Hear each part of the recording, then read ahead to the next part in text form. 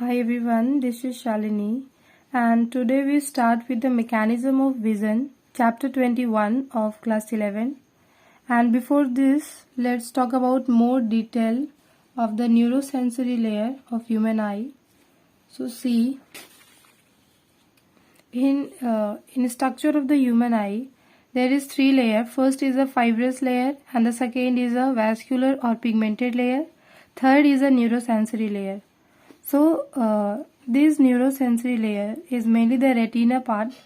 So this one outer layer of the eye is the sclera and the middle or we can say fluid field is called as a carotid and the inner part is your retina.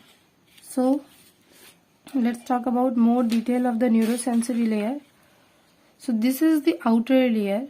जैसे कि इसमें बता चुके थे कि ये जो yellow part है वो आउटर लेयर है एंड जो ये मिडिल पार्ट है वो कॉरोटिड है. तो सिमिलरली ये मिडिल पार्ट जो है वो कॉरोटिड है एंड जो इनर का पार्ट ये है वो सारा रेटिना है. एंड देन अगेन ये लेंस है और लेंस के इस साइड को पोस्टीरियर चैम्बर कहा जाता है जो कि विट्रस चैम्बर भी है because vitreous means it contain a jelly fluid.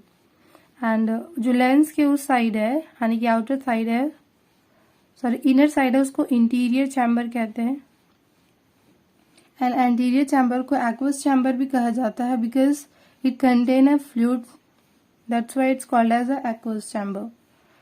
So in the retina part there is a three region. First is a ganglionic cell reason, second is a bipolar neurons and third is a photoreceptor cells.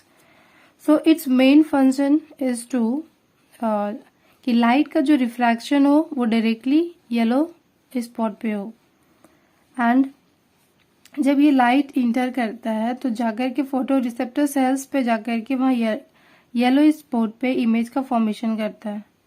सो ऐसा लग रहा होगा कि जो ये है lens के या फिर विट्रस चैम्बर के कांटेक्ट में तो गैंग्लियोनिक सेल है तो जो इमेज का फॉर्मेशन होगा वो गैंग्लियोनिक सेल पे होगा. नहीं, ऐसा इसलिए नहीं है क्योंकि गैंग्लियोनिक सेल्स पे एंड बाइपोलर न्यूरॉन्स पे येलो स्पॉट एब्सेंट है एंड फोटो रिसेप्टर्स पे ही बस येलो स्पॉट होता है जिसकी वजह से जो भी रिफ्रैक्शन हो या जो भी लाइट पास करती है वो जाकर के फोटो रिसेप्टर सेल्स पे इमेज का फॉर्मेशन करती है.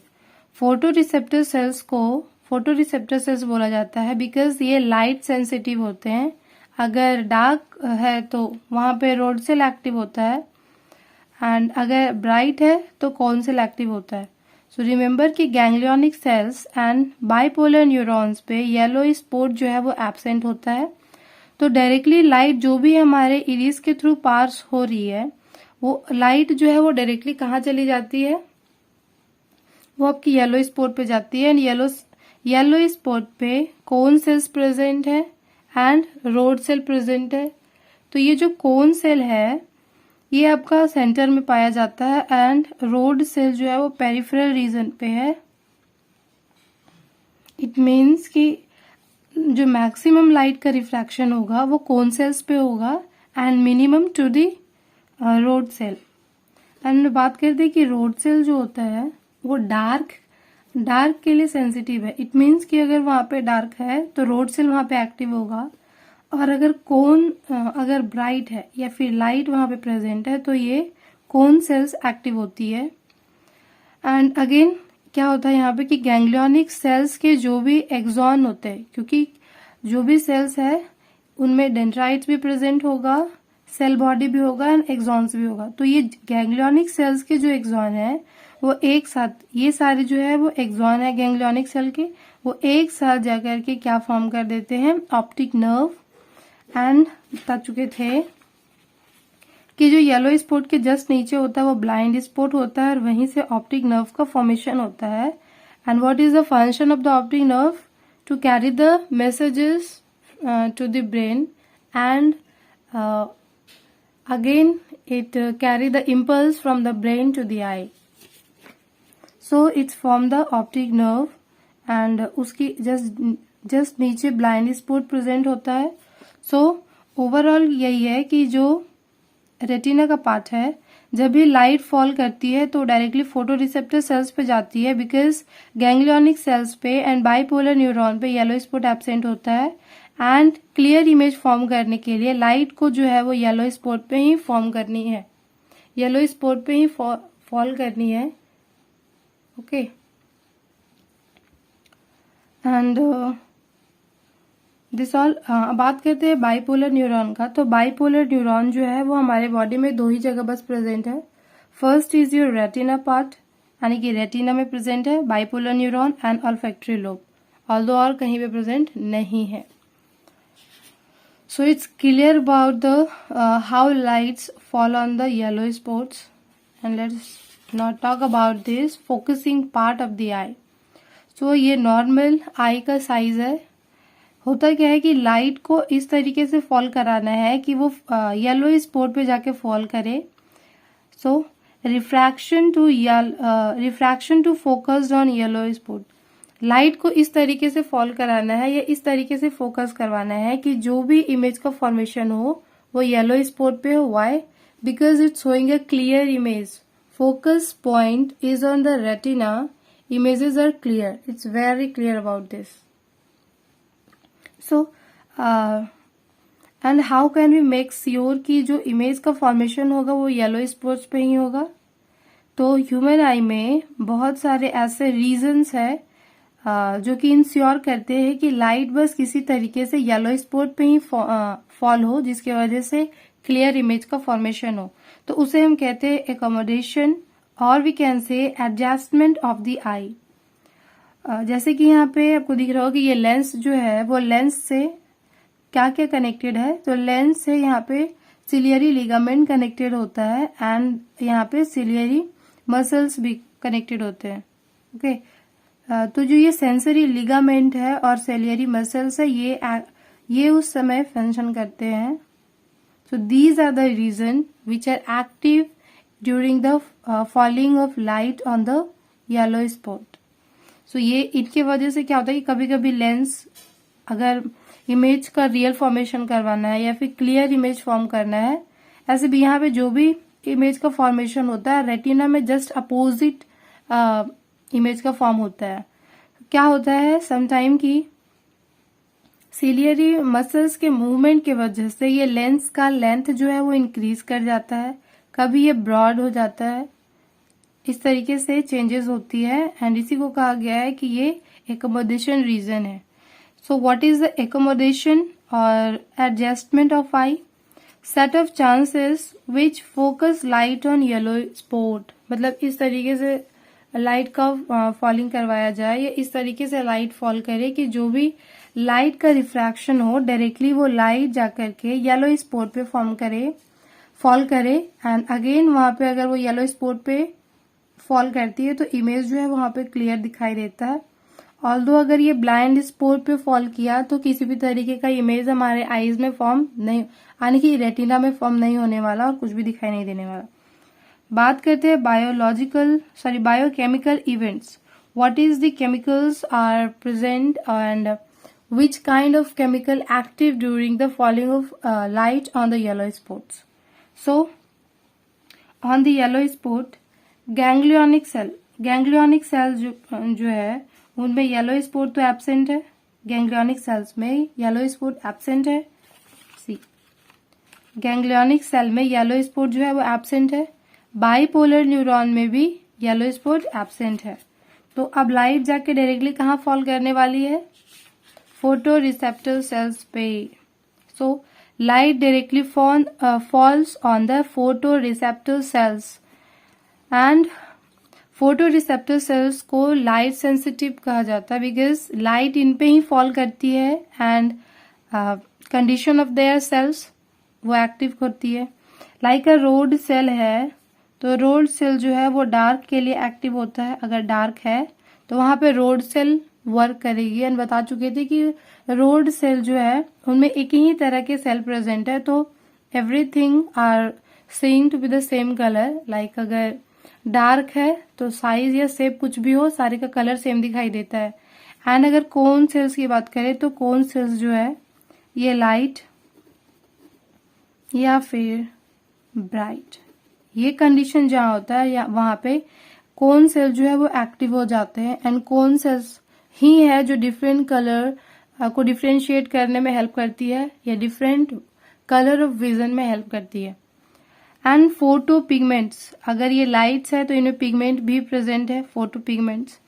तो रोड सेल के लिए जो केमिकल है वो रोडोप्सिन है, कोन सेल्स के लिए जो केमिकल्स है वो आइडोप्सिन्स है, ठीक है। एंड रोडोप्सिन जो होती है, एज आई से कि rod cell active only the dark phase या डार्क विजन। तो ये रोडोप्सिन केमिकल जो है वो किसके लिए, कौन से कलर के लिए विजन करवाने में हेल्प करती है, तो विजुअल पर्पल कलर को शो करने में रोडोप्सिन हेल्प करता है। इट मीन्स कि जो पिगमेंट रोड सेल से जो सिक्रीट किया जाता है, आइडोप्सिन ये कौन सेल से सिक्रीट किया जाता है and it helping visual to red violet colour. Red violet colour को ये डिफ्रेंशिएट करने में हेल्प करती है आइडोप्सिन। These photopigments undergo the chemical changes when light fall on them, and these lead to the impulse production which is taken to brain with the help of optic nerve। अभी हम लोगों ने देखा था कि जो गैंग्लियोनिक सेल का axon होता है वही है जो ऑप्टिक नर्व का फॉर्म करता है and it main function is to carry the messages to the brain. So जैसे ही ये लाइट फॉल की फोटो रिसेप्टर सेल्स पे, तो वहाँ रोडोप्सिन और आइडोप्सिन जो है वो केमिकल चेंजेस करने लगते हैं। ऐसा कब होता है, जब लाइट येलो स्पॉट पे फॉल करता है तब। एंड इस तरीके से इम्पल्स की प्रोडक्शन होती है एंड इम्पल्स ऑप्टिक नर्व जो है उसको ब्रेन तक ले जाती है। Mainly its main function is to, when light fall on the photoreceptor cells, rod cells and cone cell secrete their secretion, that is the rhodopsin and the iodopsin, and by secreting their chemical, this impulse carried to the brain by the optic nerve। Okay, so now the photopigment। अब क्या है कि फोटोपिगमेंट भी जो है वो कुछ और भी इंटरनल केमिकल से फॉर्म है, जैसे कि एल्डिहाइड पार्ट और ऑप्सिन। मेनली जो फोटो पिगमेंट है ये प्रोटीन का पार्ट है, इनमें प्रोटीन भी प्रेजेंट है और नॉन प्रोटीन भी प्रेजेंट है। तो जो एल्डिहाइड पार्ट है वो नॉन प्रोटीन है, वो कोई भी प्रोटीन से बनी नहीं है। ऑप्सिन जो है वो प्रोटीन पार्ट है। ओके, लाइट एब्जॉर्बिंग पार्ट, जो अब लाइट जो फॉल हो रही है फोटो पिगमेंट में रोडोप्सिन भी प्रेजेंट है, आइडोप्सिन भी प्रेजेंट है, प्रोटीन भी है और नॉन प्रोटीन भी है। तो मेनली जो नॉन प्रोटीन पार्ट है वो लाइट को एब्जॉर्ब करती है। ये ऑप्सिन किसी भी तरीके के लाइट को एब्जॉर्ब नहीं करती। एल्डिहाइड पार्ट यानी कि जो नॉन प्रोटीन पार्ट होता है वही लाइट को एब्जॉर्ब करती है। एंड ये कहाँ से सिंथेसाइज होता है, तो this is synthesized by the vitamin A after consuming vitamin A or use a vitamin A in a daily diet that lead to the formation of aldehyde part more in your eyes। So why it's called the retinal, because ये alcohol का part होता है, alcoholic part है aldehyde. Aldehyde का जब deoxidise करवाते तो वो रेटिनल फॉर्म करती है। नाउ जब रोडोप्सिन पिगमेंट पे लाइट फॉल करती है तो रेटिनल, वही again alcohol part, and the scotopsin जो है वो ब्रेक हो जाता है। मतलब कि जैसे किसी कोई केमिकल रिएक्शन में क्या होता है कि लाइट फॉल की तो उसका जो रिएक्टेंट होता है दो डिफरेंट प्रोडक्ट में टूट जाता है। सिमिलरली कि जो रोडोप्सिन है अगर उसमें लाइट फॉल कर रहा है, मेनली तो इसमें डार्क लाइट फॉल करेगी, तो डार्क लाइट जो है वो फॉल कर रहा है तो ये रेटिनल यानी कि अल्कोहलिक पार्ट में ब्रेक हो जाता है और स्कोटोप्सिन्स में ब्रेक होता है। तो एंड डार्क में विजन करने के लिए कौन हेल्प करता है, तो वो है scotopsin. It's a dark vision. Iodopsin भी अगर लाइट फॉल करता है तो रेटिनल और फोटोप्सिन में ब्रेक होता है and it is responsible for light में या फिर डिफरेंट कलर को विजन करने में हेल्प करती है। एंड फोटोप्सिन्स भी जो है वो डिफरेंट टाइप के हैं। इरिथ्रोप्सिन जो कि रेड कलर को विजन करने में हेल्प करती है, काइनोप्सिन जो कि ब्लू कलर को विजन करने में हेल्प करती है। थर्ड इज अ क्लोरोप्सिन जो कि ग्रीन कलर को विजन करने में हेल्प करती है। इन क्लोरो से क्लोरोफिल भी होता है जो कि ग्रीन कलर के लिए रिस्पॉन्सिबल है, that is why chloropsin is the green colour responsible. So cone cells में ऐसे यहाँ पे अगर हम कह रहे कि अगर ये डार्क के लिए रिस्पॉन्सिबल है, इट मीन्स रोडोप्सिन जो है वो कोन सेल रोड सेल के थ्रू रिलीज होती है, सिक्रीट होती है।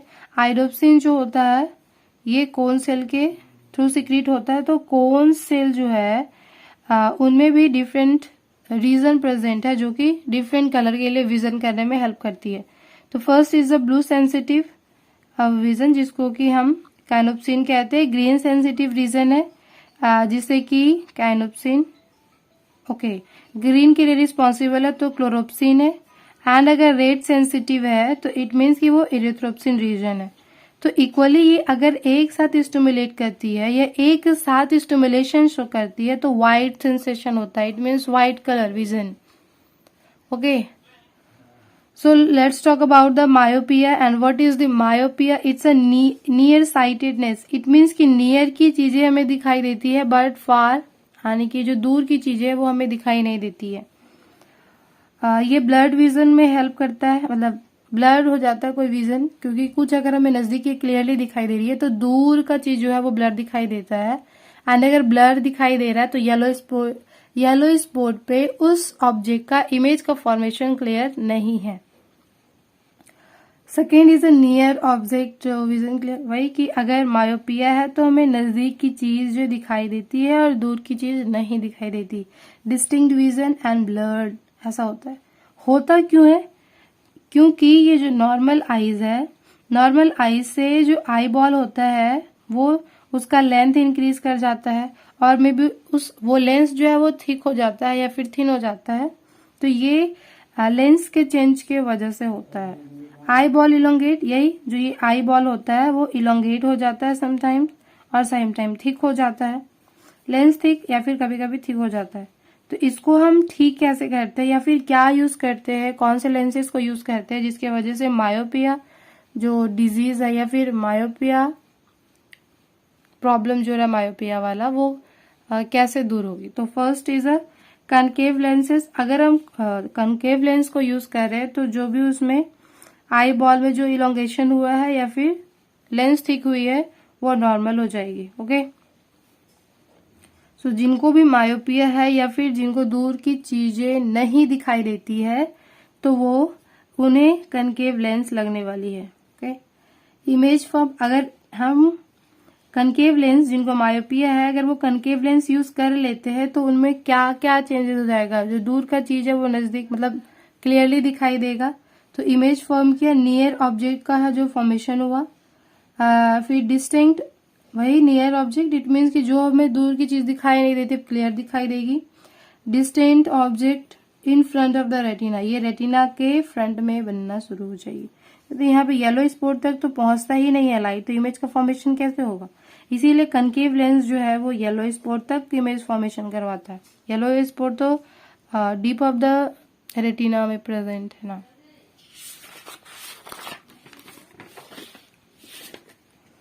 This is the hypermyopia and what is the hypermyopia is a far sightedness। अब क्या होगा कि मायोपिया में दूर की चीज दिखाई नहीं दे रही थी, अब हाइपर मायोपिया में नजदीक की चीज दिखाई नहीं देने वाली। बिकॉज उस समय क्या होता है कि जो आई बॉल होता है वो बहुत ज्यादा इलोंगेट कर जाता है, लाइट वहां से डायरेक्टली पास हो जाती है। क्या होता है, नियर विजन ब्लड, नजदीक की चीजें दिखाई देना कम कर जाती है बिकॉज उसका लेंथ जो है वो इंक्रीज हो जाता है। लेंथ इंक्रीज कर गया तो जो भी लाइट फॉल करेगी वो और दूर तक जाएगी। एंड ब्लड इमेज फॉर्म कर रहा है बिहाइंड द रेटिना, कहाँ पे इमेज फॉर्म कर रहा है, रेटिना के पीछे, और रेटिना से पास हो गया, मतलब कि बहुत दूर दूर की चीजें दिखाई देगी बट नजदीक की नहीं। डिस्टिंक्ट विजन नॉर्मल हो जाता है। अगर हम क्या हो गया कि मायोपिया में जो हमको प्रॉब्लम हो रहा था अगर उसमें हम कनकेव लेंस को लगाते हैं तो जो विजन है वो डायरेक्टली येलो स्पॉट पे ही फॉर्म करेगी। अगेन हाइपर मायोपिया में क्या होगा कि हम कन्वेक्स लेंस का यूज करेंगे जिसकी वजह से जो रेटिना से बाहर इमेज का फॉर्म हो रहा था वो येलो स्पॉट पे फॉर्म होगी, तो हमें नजदीक की चीजें भी दिखाई देगी। Okay, so use a vitamin A in daily diet for your better of the eye. Now, astigmatism क्या होता है? It's a corneal blurness. ये जो है वो कॉर्नियल ब्लरनेस है, कॉर्निया में प्रॉब्लम होता है और इसको ठीक करने के लिए हम सिलेंड्रिकल लेंस का यूज करते हैं. किसका यूज करते हैं? सिलेंड्रिकल लेंस का. तो नॉर्मल विजन में क्या होता है? नॉर्मल आई में जो लाइट का फॉल होता है वो डायरेक्टली येलो स्पॉट पे जाकर के इमेज का फॉर्म होता है. यानी कि जो भी ऑब्जेक्ट को हम देख रहे हैं उसका इमेज का फॉर्मेशन यहाँ येलो स्पॉट पे होता है. तो जो भी इमेज है वो क्लियरली दिखाई दे देता है. एस्टिग्मेटिज्म में क्या होता है कि ये मल्टीपल विजन को करता है. इट मीन्स कि जो लाइट है वो फॉल कर रहा है. लाइट फॉल जब होता है तो वो इमेज का जो फॉर्मेशन है या फिर जो ऑब्जेक्ट का फॉर्मेशन होता है, जो इमेज फॉर्म कर रही है वो एक जगह पे ना होकर के मल्टीपल जगह पे होती है, मल्टीपल रीजन पे होता है, जिसकी वजह से इमेज जो है हमें 1 से 2, 3 दिखाई देने लगता है. ब्लड विजन होता है, that's why. Multiple focal points, multiple focal point बन गया. सो देखते हैं. Astigmatism is a type of a refractive error in which the eye does not focus the light evenly on the retina. Retina के किस part पे? Yellow spot पे. तो जो लाइट है वो येलो स्पॉट पे फॉर्म नहीं कर पाती है and this result in distorted or a blurred vision at any distance. इसके वजह से क्या होता है कि ब्लड विजन होता है, यानी कि जो ऑब्जेक्ट है वो 2 से 3 जगह पे दिखाई देती है एंड इमेज का ऑब्जेक्ट का इमेज जो है वो क्लियरली येलो स्पॉट पे नहीं फॉर्म करता, मोर देन दैट होता है. इट मीन्स कि इमेज का जो फॉर्मेशन हो रहा है वो 2 से 3 जगह होती है, हमें चीजें ब्लर दिखाई देने लगती है. एंड उसमें यूज क्या करना है?